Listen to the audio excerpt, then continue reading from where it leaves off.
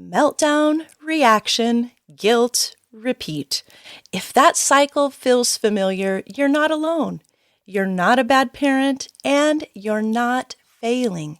Today, we're talking about why typical parenting advice like just be more strict or be more consistent can actually backfire with a neurodivergent or uniquely wired child. And it can leave you stuck in a good dose of self-doubt. But I'm also sharing a simple reframe that helps you respond with calm instead. So grab your notepad because this might be the insight that finally helps things start to turn around in your home. Are you overwhelmed by constant meltdowns, defiance, or challenging behaviors? You longing for peace in your home? You're in the right spot. I'm Jamie, mom of 7, counselor, parent coach, and wrangler of big emotions. I've learned how to calm the chaos and build connection, even when things feel like they're falling apart. If you are looking to connect with your child, find effective parenting tools that honor your family values, and understand your child's unique wiring, you found it here. So pour that coffee, find a quiet spot if you have one of those in your house, and let's get started. All right, friend, let's talk about the thought so many parents carry quietly and the shame spiral that it can create. How many of you have ever thought, I must be doing something wrong? Just look at the way my child behaves. Maybe it's what you hear from the teachers. Maybe it's the daily battles over routines or transitions that seem to come so easily for other kids, but not yours. Or maybe it's that moment when your child asks to go do something fun, and when the answer is no, their world completely falls apart. Even when you kindly explain why you can't go and do it, or even when you so carefully choose your words, they just can't pull it together or move on. And if you've ever thought, if I were just a better parent, this wouldn't be happening, well, this episode is for you. So many parents I work with carry this quiet belief. I must be failing because if I weren't, my child wouldn't act like this. But here's what I want you to hear right from the start. You're not doing it wrong. You're parenting a child who is uniquely wired, and they need different tools. And that distinction really does matter. Because when you believe you're failing, you spiral into guilt and fear. And let me just tell you that no one parents well from that place. So maybe we can reframe this thought together. Instead of, I feel like I'm failing, maybe you can try something like this. I'm not failing. I'm learning a new and more effective way. Or I'm not failing. It feels hard because I just don't have the right tools yet, but I'm going to get them. Now, you might be wondering what wired differently really means. When I say wired differently, or like I sometimes use the term uniquely wired, I'm talking about a few key areas that tend to influence a child's behavior and emotions. It might be personality. They might be highly sensitive, strong-willed, intense, anxious, or maybe emotionally reactive. They might be one of those personalities that really vies for control, tends to be more temperamental, maybe leans more toward the flair of dramatics. And so that may be part of your child's pieces to the puzzle. It might be sensory processing challenges. Perhaps it's executive functioning struggles. It might be neurodivergence. It may be something that is diagnosed, such as ADHD, DMDD, SPD, ODD, or there may not be a diagnosis at all. And maybe you just have concerns that there's something up, but you can't quite put your finger on it. And here's something important. Labels can be helpful sometimes for support and advocacy. But labels matter less than effective tools. So let's not get hung up on whether there's a diagnosis or not. In this space, we use the word neurodivergent to acknowledge something may fall outside the typical, while still honoring your child's strengths, their creativity, and what we often refer to their uniqueness. And in our coaching program, we often start with personality because understanding why your child does what they do gives you a powerful frame of reference. I think I've referred to it before, like when you're looking at that mall map, it tells you where you're starting and you can see where you want to go and how to get there. It helps you understand your child's strengths, their potential struggles, their emotional needs, their communication style, things that motivate them. And suddenly, their behavior or their emotions start to make more sense. And when you understand the foundation of how your child thinks and reacts, you can get a much more accurate picture of what's typical for them, for that personality. And then you can kind of start to discern or decipher what falls outside of that, or what might be signaling additional needs. One of the biggest questions parents ask is this willful defiance or something else? Here's a helpful place to start. When your child is behaving in a way that feels off, I want you to simply pause and ask yourself, did they act too quickly before thinking? Are they lacking a skill or maybe the words to express something that they're experiencing? Is it possibly stress, hunger, tiredness, or maybe overwhelm that's making everything feel harder? Truly looking at this, what might be going on behind this behavior? And truly, this is where the powerful pause that we talk about in our coaching program matters so much. In fact, I think it's probably one of your best tools as a parent. Because a child who is emotionally dysregulated can't always show you what they're capable of doing.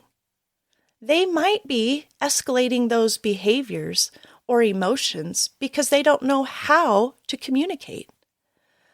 I learned that many situations I first judged as defiance or disrespect in our child were actually related to his unique wiring, to his body's overwhelm, and even his unmet needs. Our kids are doing things for defiant reasons much less than we assume they are. After all, they're still learning, they're still growing, their brains are still developing. Now, I'm sure you've heard that unsolicited parenting advice. Maybe it comes from a parenting partner, maybe it comes from extended family, maybe friends, maybe teachers, but many parents are often told, well, can't you just be more strict? Or maybe if you were just more consistent with them. Or just don't let them get away with it. But here's just a few reasons that all of those pieces of advice are a problem. Not all behaviors and emotions are under a child's control. And I'm going to say that again because it's really important. Not all behaviors and emotions are under a child's control, especially when they're dysregulated. That's what dysregulated is all about, out of control. These are young brains that are still learning and growing. And if you come on more strict with a child who is already stuck in that fight, flight, or freeze mode, I can tell you this, it's not going to work. No amount of consistency, especially when you're using the wrong tool, is going to yield a good result. And often, the child who is struggling with emotions or behaviors, they don't even want to be behaving or feeling the way they are. But many times, they can't help it.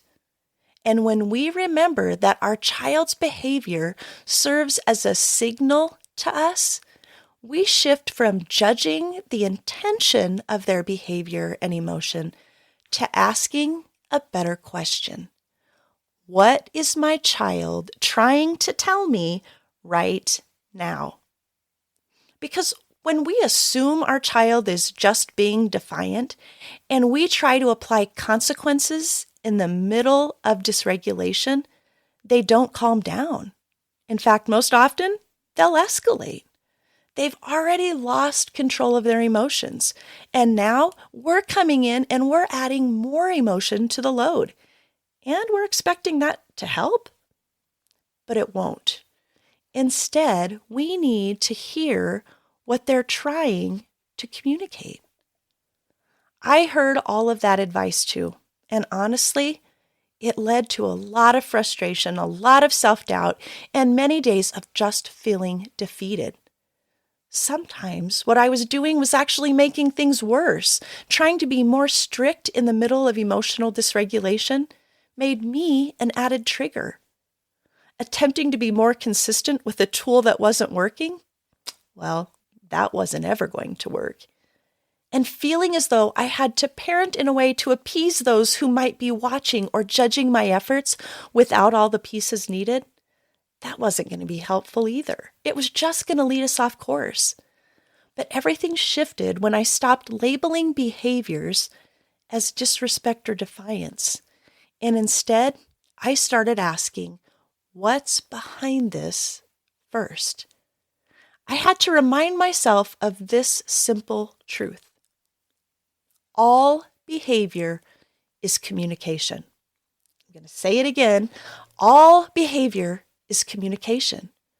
When I saw my child through that lens, my frustration decreased, and my curiosity and my desire to help increased.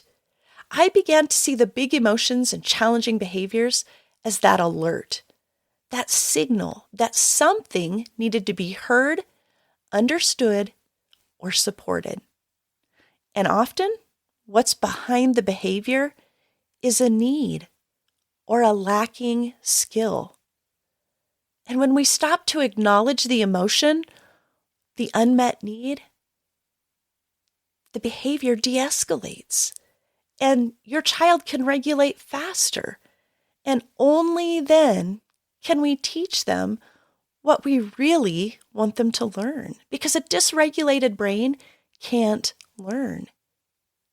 Now, you might be listening to this and thinking, I need help figuring out what's underneath my child's behavior. That's exactly why I created the Calm Connection coaching program, and I'd like to share this with you. You know you need to learn effective ways to handle your child's big emotions and challenging behaviors. But it feels like it's going to take so much time, money, and energy that you just don't have. Thankfully, that's not the case. The Calm Connection Parent Coaching Program will show you how to understand your child's wiring, calm the intense emotions, and manage those challenging behaviors with simple tools that actually work. Think of it as your shortcut. No more endless hours of research, expensive appointments, or sleepless nights worrying if things will ever get better. This is just what you've been waiting for, and quite possibly the answer to your prayers. Let's arm you with the best tools to help you parent your child to be all they were created to be. Join me at calmconnectionparent.com. And let's get you back to the peaceful, loving, joy-filled family life you imagined. It's easier than you think, and you don't have to do it alone. And just so you know, needing support doesn't mean you're failing. It means you care enough to learn, and that is the mark of a strong and effective parent. Now, I'd like to start sharing a fun feature in each episode called Quick Win for the Week. Because when you're working hard in this parenting journey, you sometimes need a little win without a load of overwhelm attached. Just something quick and easy to implement and see some success, some movement, some encouragement. So here it is. When your child starts getting upset, I want you to simply pause and remind yourself, All behavior is communication.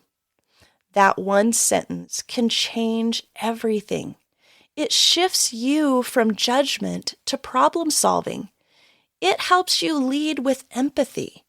It helps regulate your nervous system too. So here's today's action step. Write that sentence down and put it somewhere you'll see it. And use this simple when-then plan. When I notice my child getting frustrated, upset, or dysregulated, then I will take a powerful pause and repeat, all behavior is communication. What is my child trying to tell me? Now, before we close, I just want to say this clearly. Your child is learning, and you're learning too. And if today felt like one more day where things didn't go the way you hoped, it does not mean you're going backwards or losing ground. It means you're parenting in the real world with a real child with real needs. God's not asking you to be a perfect parent. He's inviting you to grow in wisdom, patience, and understanding, one step at a time. And I really believe grace creates space for growth for both of you. So here's what I want you to take with you. You are not ruining your child. You are not failing. You're paying attention. You're learning. You're adjusting. And that matters more than you might ever know. And every time you choose to use that powerful pause instead of just react, every time you look underneath the behavior instead of taking it personally, every time you pause, observe, and suspend judgment, you're building something. You're building safety. You're building trust. You're building connection. And that is the foundation your child truly needs to grow. Now, if you want help identifying your child's patterns in your next best step, I encourage you to take the free emotional forecast quiz at calmconnectionparenting.org. It's simple, it's eye-opening, and it will help you know what to focus on first so you're not guessing anymore. So take that deep breath and keep on keeping on. You're gaining new insights and new tools to become the parent you desire to be. And I'm right here with you, cheering you on.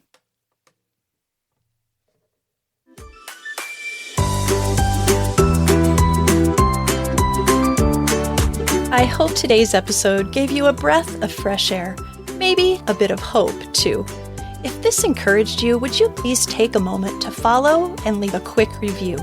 It helps this much-needed message of calm and connection reach more families. And if you're looking for additional resources, be sure to visit calmconnectionparenting.org and check out the podcast tab.